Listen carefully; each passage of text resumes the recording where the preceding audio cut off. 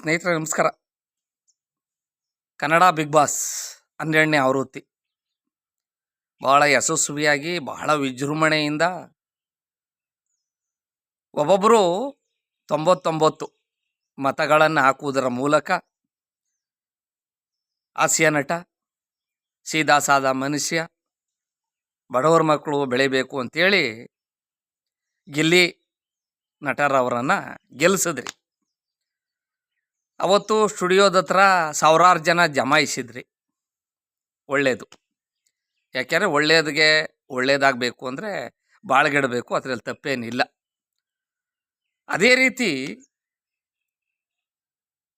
ಗ್ರಾಮ ಪಂಚಾಯತಿ, ಜಿಲ್ಲಾ ಪಂಚಾಯತಿ, ತಾಲೂಕ್ ಪಂಚಾಯತಿ, ವಿಧಾನಸಭೆ, ಲೋಕಸಭೆ, ಸಹಕಾರ ಸಂಘಗಳ ಚುನಾವಣೆಗಳಲ್ಲಿ ಯಾಕೆ ಈ ರೀತಿ?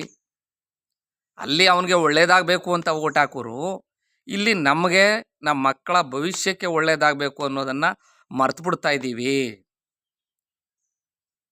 ಯಾಕೆಂದರೆ ದೇಶಕ್ಕೆ ಸ್ವತಂತ್ರ ಬಂದು 80 ವರ್ಷ ಆಯ್ತದೆ. ಇನ್ನೊಂದು ವರ್ಷ ಬಂದರೆ ಇವತ್ತು ಹಳ್ಳಿಗಾಡಲ್ಲಿ ಸರ್ಕಾರಿ ಶಾಲೆಗಳು ದಿನದಿಂದ ದಿನಕ್ಕೆ ಶಿಕ್ಷಕರ ಇದ್ರೂ ಸಹ ವಿದ್ಯಾರ್ಥಿಗಳ ಕೊರತೆ ಹಿನ್ನೆಲೆಯಲ್ಲಿ ಬಾಕ್ಲಾಕ್ ಹೋಗ್ತಾ ಇವೆ. LKG UKGಗೆ ವರ್ಷಕ್ಕೆ 50,000 ಖಾಸಗಿ ಶಾಲೆಗಳಲ್ಲಿ. ಹಿಂದೆ ಸರ್ಕಾರಿ ಶಾಲೆಗಳಲ್ಲಿ ಏನಂದ್ರೆ ಏನಿಲ್ಲ. ಈಗ ಸಮವಸ್ತ್ರ, ಬಸ್ ಪಾಸು, ಊಟ, ಮೊಟ್ಟೆ, ಬಾಳೆಹಣ್ಣು, ಮತ್ತೊಂದು ಮಗದೊಂದು ಕೊಟ್ಟರೂ ವಿದ್ಯಾರ್ಥಿಗಳ ಕೊರತೆಯಾಗಿ ಬಾಕ್ಲಾಕ್ ಹೋಯ್ತು. ಆರೋಗ್ಯ ಸಿಗ್ತಾ ಇಲ್ಲ.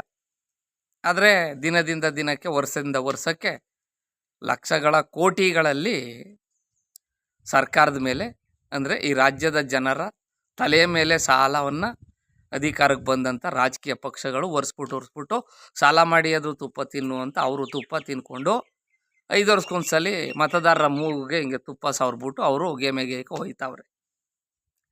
ಅಲ್ಲೇ ಹೆಂಗಿರಬೇಕು? ಈ ಗ್ರಾಮ ಪಂಚಾಯತಿಲಿ ಒಬ್ಬ ಅಭ್ಯರ್ಥಿಯನ್ನು ಆಯ್ಕೆ ಮಾಡಿದ್ರೆ ಆ ಊರಿನ ಸಮಸ್ಯೆಗಳಿಗೆ ಸ್ಪಂದಿಸುವಂಗಿರ್ಬೇಕು.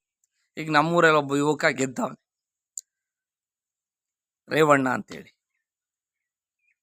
ಯಾರ ಸತ್ರೆ ಕೆಟ್ಟರೆ, ಮದುವೆ ಮುಂಜಿ, ಗೃಹ ಪ್ರವೇಶ ಅಂದರೆ ಅವ್ರ ಕಡೆ ಒಂದು ಯುವಕರು ಪಡೆ ಕಟ್ಕೊ ಹೋಗಿ ಆ ಸತ್ತ ದಿನ ಅಲ್ಲೇನೇನು ಮಾಡಬೇಕು, ಆ ಕರ್ಮಗಳನ್ನು ಕಳಿಯೋದಿಕ್ಕೆ ಅವೆಲ್ಲ ಏರ್ಪಾಟ್ ಮಾಡ್ತಾನೆ. ಬಂಪ್ ಕಟ್ಸ್ಕೊಬರೋದು, ಬಿದಿರು ಕಟ್ಸ್ಕೊಬರೋದು, ಅದ ಚೊಟ್ಟ ಕಟ್ಸೋದು, ಹೂವು ಕಟ್ಸೋದು, ಚೊಟ್ಟಕ್ಕೆ ಏನೇನು ಬೇಕು, ಗೃಹ ಪ್ರವೇಶ, ಮದುವೆ, ಬೀಗರ ತಾಣಗಳಲ್ಲಿ ಅವರ ಯುವಕರು ಪಡೆಯದೇ ಒಂದು 10-12 ಜನ ಅವರ ಕರ್ಕೊಬಂದು ಭಟ್ರು ಕಡಿಮೆ ಆಗೋ ರೀತಿ ನಾವೆಲ್ಲ ಬಡಿಸ್ಕೋತೀವಿ, ಏನೇನು ಬೇಕು ಸವಲತ್ತು ಮಾಡ್ತೀವಿ ಅನ್ನೋ ರೀತಿ ಕಷ್ಟ ಸುಖಗಳಿಗೆ ಸ್ಪಂದಿಸ್ತಾನೆ. ಅಂತಹ ಯುವಕರು ಪಕ್ಷಕ್ಕಿಡಿ ಏನೋ ಮುಂದಿನ ಚುನಾವಣೆಗಳಲ್ಲಿ ಗ್ರಾಮ ಪಂಚಾಯತಿಯಲ್ಲೂ ಪಕ್ಷಗಳ ಚಿಹ್ನೆಗಳು ಕೊಡಬೇಕು ಅಂತೇನೋ ಕೇಳ್ಕೊತಾವ್ರೆ ಅಂದರು. ಅದೇನಾರ ಆಗೋಲಿ, ಪಕ್ಷಕ್ಕಿಡಿ ಒಳ್ಳೆ ಅಭ್ಯರ್ಥಿಗಳನ್ನು ಆಯ್ಕೆ ಮಾಡಿ. ದುಡ್ಡು ರಾಜಕಾರಣದಲ್ಲಿ ಏನು ಯಾರು ಸತ್ಯ ಹರಿಶ್ಚಂದ್ರರಲ್ಲ. ಜೇನು ಬಿಚ್ಚೋರು ಕೈ ನೆಕ್ಕಲ್ರ, ನೆಕ್ತಾನೆ, ತೊಳೆದ್ಬಿಡ್ತಾರೆ. ಹಿಂಗೆ ಯಾರ ಜೇನು ಬಿಚ್ಬಿಟ್ಟು ಹಿಂಗೆ ನೆಕ್ಕುದಿಲ್ವೇ? ಹಂಗೆ ರಾಜಕಾರಣದಲ್ಲಿ ಈ 4 ಲಕ್ಷ ಚಿಲ್ಲರೆ ಕೋಟಿ ಇರುವಂಥ ಬಜೆಟಲ್ಲಿ ನಾನು 1 ರೂಪಾಯಿನೂ ತಗೋದಿಲ್ಲ, ಬರೀ 3 ಲಕ್ಷ ರೂಪಾಯಿ ಸಂಬಳ ಮಾತ್ರ ತಗೋತೀನಿ ನಾನು ಶಾಸಕನಾಗಿ, 5 ಲಕ್ಷ ರೂಪಾಯಿ ಸಂಬಳ ಮಾತ್ರ ತಗೋತೀನಿ ಮಿನಿಸ್ಟ್ರಾಗಿ ಅಂದರೆ ಅವ್ನ ಗಾಡಿ ಪೆಟ್ರೋಲ್ಗೆ, ಅವ್ನ ಊಟ ತಿಂಡಿಗೆ, ಅವ್ನ ಇಂಚಾರೆ ಹೊಗಳು ಭಟ್ರಿಗೆ, ಅವ್ರ ಬಾಡು ಬಳ್ಳೆ ಗುಂಡು ತುಂಡಿಗೆ ಅವನು 5 ಲಕ್ಷ 3 ಲಕ್ಷ ಸಾಕಾಗೋದೇ ಇಲ್ಲ. ಅವ್ರ ಹೆಂಡತಿ ಮಕ್ಕಳಿಗೆ ಸಂಸಾರಕ್ಕೆ, ಶಾಪಿಂಗ್ಗೆ, ಅವ್ರು ಓದಿಸೋಕೆ, ಇದಕ್ಕೆಲ್ಲ ಅಂದರೆ ಅಕ್ರಮ ಮಾಡಲೇಬೇಕು. ಮಾಡ್ಕೊಳ್ಳಿ. ನಾನು ಹೇಳೋದು, ಈಗ 100 ರೂಪಾಯಿ ಸರ್ಕಾರಕ್ಕೆ ಬಂತು ಅಂದರೆ ಒಂದು 75 ರೂಪಾಯಿನಾರು ಕೆಲಸ ಮಾಡಲಿ, ಇನ್ನೊಂದು 25 ರೂಪಾಯಿ ತಿನ್ನಲಿ, ಬೇಡ ಅನ್ನೋದಿಲ್ಲ. ಆದರೆ ಇಲ್ಲಿ ಏನಾಯ್ತದೆ, 75 ರೂಪಾಯಿನೇ ಗುಳುಮ್ ಮಾಡ್ತಾವ್ರೆ, 25 ರೂಪಾಯಿ ಬಳಸ್ತಾವ್ರೆ ಯೋಜನೆಗಳಿಗೆ. ಆ 25 ಒಂದಿಂದ ಬತ್ತಾ ಲಾಸ್ಟ್ಗೆ 5 ರೂಪಾಯಿ ತಲುಪ್ತದೆ ಪ್ರಜೆಗೆ. ಈ ರೀತಿ ಆಗೋಗಿದೆ ರಾಜಕಾರಣ. ಯಾಕೆ? ಅವ್ನು ಬರೋದು 3 ಲಕ್ಷ ಸಂಬಳ ಒಬ್ಬ ಶಾಸಕನಿಗೆ, 60 ತಿಂಗಳಿಗೆ ಎಷ್ಟು ಬಂದದ್ದು? 5 ವರ್ಷಕ್ಕೆ 6 3 18, 1,80,00,000 ರೂಪಾಯಿ ಸಂಬಳ ಬರ್ತದೆ.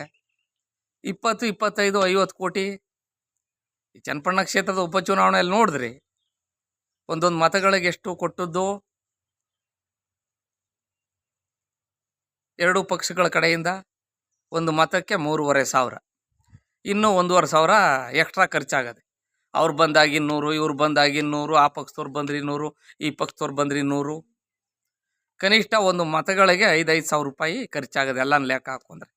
ಆ ಲೀಡ್ರುಗಳಿಗೆ ಬಾಡು ಬಳ್ಳೆ, ಊಟ ಇತ್ಯಾದಿ ವಗೈರೆ, ಕಾರ್ಯಕರ್ತರ ಸಭೆ ಅಂತ ಹಿಂಗೆ ಯಾವ ಲೆಕ್ಕದಲ್ಲಿ ಖರ್ಚು ಮಾಡ್ತಾರೆ. ಏನವ್ರು ಅಪ್ತಿರು ಸಾವಿರಾರು ಎಕರೆಲಿ 100 ಎಕರೆ ಬಾಳೆ, 100 ಎಕರೆ ಬದನೆ, 100 ಎಕರೆ ತೆಂಗು, 100 ಎಕರೆ ಅಡಿಕೆ, 100 ಎಕರೆ ತರಕಾರಿ, 500 ಎಕರೆ ರೇಷ್ಮೆ ಕಡ್ಡಿಲಿ ಬೆಳೆದಿರೋದು ಏನಾರ ಹಗಲು ರಾತ್ರಿ ಎಂದೇ ಕಣ್ಗೆಣ್ಣೆ ಬಿಟ್ಕೊಂಡು ನೀರು ಕಟ್ಟಿ ಸಂಪಾದನೆ ಮಾಡಿರೋ ದುಡ್ಡ ತಂದು ಮತದಾರರಿಗೆ ಕೊಡ್ತಾರ. ಕೆರೆ ನೀರನ್ನು ಕೆರೆಗೆ ಚೆಲ್ಲಿ ಹೊರವ ಪಡೆಯಿರೋ. ಇಲ್ಲಿ ಚೆನ್ನಾಗಿ ಹಗಲು ದರೋಡೆ ಮಾಡ್ಕೋತಾರೆ. ಸರ್ಕಾರ ಅಧಿಕಾರಕ್ಕೆ ಬಂದರೆ ಅದನ್ನೇ 5 ವರ್ಷಕ್ಕೊಂದ್ಸಲ ಕೊಡ್ತಾರೆ ಮತ್ತು ಗೆಲ್ತಾರೆ. ಓಟ್ಗೆ 1,000 ಕೊಟ್ಬಿಟ್ಟು 5,000 ಮಾಡ್ಕೋತಾರೆ. ಇನ್ನು 4,000 ಉಳೀತಲ್ಲ. ನಾನು ಹಲವಾರು ಬರ ಹೇಳಿವನಲ್ಲ, ಆನೆ ಒಂಟೆ ಕಾಲಿಗೆ 6 ಜನ 60 ರೂಪಾಯಿ ಹಾಕಿದ್ರೆ ಇಬ್ಬರು ಎತ್ತಿ ಒಬ್ಬನ ಕೊಟ್ಬಿಡೋದು, ಇನ್ನು 30 ಅವ್ನು ಉಳ್ಕೋತಲ್ಲ 6 ನಂಬರಲ್ಲಿ. ಆ ರೀತಿ ರಾಜಕಾರಣದಲ್ಲಿ ಅದೇ.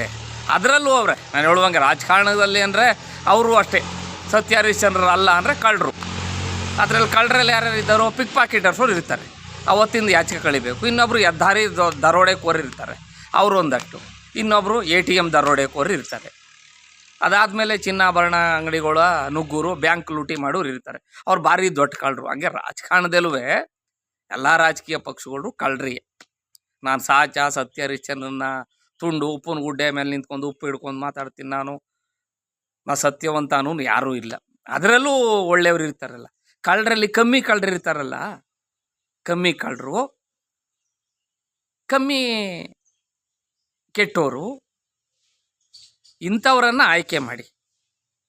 ಹಾಗಾದಾಗ ಒಂದು 50 ರೂಪಾಯಿನ ಕೆಲಸನಾರು ಆಯ್ತದೆ. 100 ರೂಪಾಯಿಲಿ ಸರ್ಕಾರದಿಂದ ಹೋಗುವಂಥ ತೆರಿಗೆಯಲ್ಲಿ 100 ರೂಪಾಯಿ ಹೋದರೆ 50 ರೂಪಾಯಿನ ಕೆಲಸನಾರು ಮಾಡ್ತಾರೆ. ಅದು ಬಿಟ್ಬಿಟ್ಟು 75-80 ರೂಪಾಯಿನೇ ನುಂಗಿ ನೀರು ಕುಡ್ಕೊಂಡು ಇನ್ನು 25 ರೂಪಾಯಿ ಜನಗಳು ಕೊಟ್ಬಿಟ್ಟು ಲಾಟ್ಗೆ ಅದು 5 ರೂಪಾಯಿ ಅವ್ನಿಗೆ ತಲುಪಿದ್ರೆ, ಈಗ ನಾನು 100 ರೂಪಾಯಿ ಟ್ಯಾಕ್ಸ್ ಕಟ್ತಾರೆ, 50 ರೂಪಾಯಿ ನನಗೆ ಕೆಲಸಕ್ಕೆ ಬಂದರೆ ಓಕೆ, ಇನ್ನು 50 ಸರ್ಕಾರ ಸೇರ್ಕೋದು ಬಿಡು ಅಭಿವೃದ್ಧಿಗೆ ಅನ್ಬೋದು. 90 ರೂಪಾಯಿನೇ ಇವ್ರು ನುಂಗಿ ನೀರು ಕೊಟ್ಟರು, 10 ರೂಪಾಯಿ ನನಗೆ ಕಳಿಸಿ ನಾನು ಬರೋದು 1 ರೂಪಾಯಿ ಬಂದರೆ. ಈ ನಿಟ್ಟಿನಲ್ಲಿ ದಯವಿಟ್ಟು ಯೋಚನೆ ಮಾಡ್ಬೇಕು. ಯಾಕೆಂದರೆ ಈಗ ಬಿಗ್ ಬಾಸ್ಗೆಲ್ಲಿ ಓಟ್ ಹಾಕ್ತವ್ರೇನೇನು ದಡ್ರಲ್ಲ. ಅದರಲ್ಲೂ ನಗರ ಪ್ರದೇಶದಲ್ಲಿ ವರ್ಷದಿಂದ ವರ್ಷಕ್ಕೆ ಮತದಾರರ ಸಂಖ್ಯೆ ಕಡಿಮೆ ಆಗ್ತಾ ಇದೆ. ಚುನಾವಣೆ ಅಂದರೆ ಯಾವ ದಿನ ಸರ್ಕಾರ ಅಲ್ಲಿ ಏನಾಗದೆ ನೋಡ್ಕೊ ಹಾಕ್ಬೇಕು. ಶುಕ್ರವಾರ ಹಾಕ್ಬಿಟ್ರೆ ಶನಿವಾರ ರಜಾ ಹೊಂಟೋಯ್ತಾರೆ, ಸೋಮವಾರ ಹಾಕಿದ್ರೆ ಭಾನುವಾರ ರಜಾ ಹೊಂಟೋಯ್ತಾರೆ, ಬರದೇ ಹೋಯ್ತಾರೆ ಅಂದ್ಬಿಟ್ಟು ಮಧ್ಯಕ್ಕೆ ಆಗ್ತದೆ ಚುನಾವಣೆಗೆ. ಮಂಗಳವಾರ, ಬುಧವಾರ, ಗುರುವಾರ ಹಿಂಗಾಗ್ತದೆ. ಬೇರೆ ದಿನ ಆದರೆ ರಜಾ ಹಾಕ್ಬಿಟ್ಟು ಹೊಂಟೋಯ್ತಾರೆ ಹಿಂದೆ ಮುಂದೆ ಅಂತೇಳಿ. ಕಡ್ಡಾಯ ಮತದಾನ ಮಾಡೋ ತನಕ ಅದು ಸಮಸ್ಯೆ ಇರ್ತದೆ. ಕಡ್ಡಾಯ ಮತದಾನ ಹೆಂಗೆ ಮಾಡಬೇಕು ಅಂತ ಮತ್ತೊಂದು ಸಂಚಿಕೆಯಲ್ಲಿ ನಾನು ಹೇಳ್ತೀನಿ. ಹಾಗಾಗಿ ದಯವಿಟ್ಟು ಈ ಪ್ರಬುದ್ಧ ಮತದಾರರೇನಿದ್ದೀರಿ, ನೀವು ಜಾಗೃತರಾಗಬೇಕು. ಅಲ್ಲಿ ಹಂಗೆ ಒಳ್ಳೆ ನಟ ಗಿಲ್ಲಿಗೆ ಓಟ್ ಹಾಕಿ ಅಂತೇಳಿ ಓಟ್ ಹಾಕ್ಸಿದ್ರಿ ಎಲ್ಲರ ಕೈಲೂ. ನಿಮ್ಮ ಜವಾಬ್ದಾರಿ ಜಾಸ್ತಿ ಇದೆ. ಎಲ್ಲೋ ಹಳ್ಳಿಲಿರೋ ಮುಗ್ದನ್ ಗೊತ್ತಿಲ್ಲ ಸರ್ಕಾರದ ತೆರಿಗೆ ಎಷ್ಟದೆ, ಬಜೆಟ್ ಎಷ್ಟದೆ, GST ಏನು, SST ಅಂದ್ರೇನು, ಸರ್ಕಾರ ನಡೆಸೋಕೆ ದುಡ್ಡೆಲ್ಲಿ ಬರ್ತದೆ, ಸರ್ಕಾರ ಯಾವ ರೀತಿ ಖರ್ಚು ಮಾಡ್ತದೆ, ಯಾವ್ಯಾವುದು ಖರ್ಚು ಮಾಡ್ತದೆ ಅನ್ನೋದು ಆ ಮುಗ್ಧ ಮತದಾರರಿಗೆ ಗೊತ್ತಿರುವುದಿಲ್ಲ. ಅಂಥವ್ರಿಗೆ ನೀವು ಈ ಗಿಲ್ಲಿ ನಟನ ವಿಚಾರದಲ್ಲಿ ಯಾವ ರೀತಿ ಮನವರಿಕೆ ಮಾಡಿಕೊಟ್ರಿ, ಅದೇ ರೀತಿ ಅಲ್ಲಿ ಬಡವ ಬೆಳಿಬೇಕು. ಇಲ್ಲೂ ಬಡವ ಮಧ್ಯಮ ವರ್ಗದ ಮತದಾರ, ಅವ್ರ ಕುಟುಂಬಗಳು ಉಳ್ಕೋಬೇಕು, ಸ್ವಲ್ಪ ಅಭಿವೃದ್ಧಿ ಆಗಬೇಕು, ಅವ್ರ ಮಕ್ಳಿಗೆ ಒಳ್ಳೆ ಶಿಕ್ಷಣ ಸಿಗಬೇಕು, ಆರೋಗ್ಯ ಸಿಗಬೇಕು, ಉದ್ಯೋಗ ಸಿಗಬೇಕು, ನೀರಾವರಿ ಆಗಬೇಕು, ರೈತ ನೆಮ್ಮದಿಯಾಗಿ ಬದುಕುವಂಥ ವಾತಾವರಣವನ್ನು ಸೃಷ್ಟಿ ಮಾಡುವಂಥ ರಾಜಕೀಯ ಪಕ್ಷಗಳಿಗೆ, ಸ್ಥಳೀಯ ಸಂಸ್ಥೆಗಳಲ್ಲಿ ರಾಜಕೀಯ ಪಕ್ಷಗಳ ಬೆಂಬಲಿಗರಿಗೆ ಮತದಾನ ಮಾಡುವುದರ ಮೂಲಕ ಒಳ್ಳೆ ನಾಡನ್ನು ಕಟ್ಟಲು ಹನಿ ಹನಿಗೂಡಿದ್ರೆ ಹಳ್ಳ ಅನ್ನುವಂಗೆ ಹೇಳಿ ಒಂದೊಂದು ಮತಗಳು ಸಹ ಅತ್ಯಮೂಲ್ಯವಾದದ್ದು ಅಂತ ಯಾಕೆ ಹೇಳ್ತೀವಿ, ಮತ ದಾನ ಅಂತ ಯಾಕೆ ಹೇಳ್ತೀವಿ ಅಂದರೆ ದಾನ ಮಾಡಬೇಕು. ದಾನ ಮಾಡಿದ್ರೆ ಪುಣ್ಯ ಬರ್ತದೆ. ಅದೇ ಮಾರಾಟ ಮಾಡಿಬಿಟ್ರೆ ಪುಣ್ಯ ಬರುವುದಿಲ್ಲ. ಅದನ್ನು ಮಾರಾಟ ಖರೀದಿ ಮಾಡಿದವ್ರಿಗೆ ಪುಣ್ಯ ಬರ್ತದೆ, ಆದರೆ ಮಾರಾಟ ಮಾಡಿದವರು ಪಾಪ ಸುತ್ಕೋತದೆ ಅಂತ ಹೇಳ್ತಾ, ದಯವಿಟ್ಟು ಮುಂದಿನ ದಿನಮಾನಗಳಲ್ಲಿ ಯೋಗ್ಯರಿಗೆ ಮತದಾನ ಮಾಡಿ. ಎಲ್ರಿಗೂ ಒಳ್ಳೆಯದಾಗಲಿ. ಜೈ ಹಿಂದ್, ಜೈ ಕರ್ನಾಟಕ ಮಾತೆ. ಶುಭ ದಿನ, ವಂದನೆಗಳು.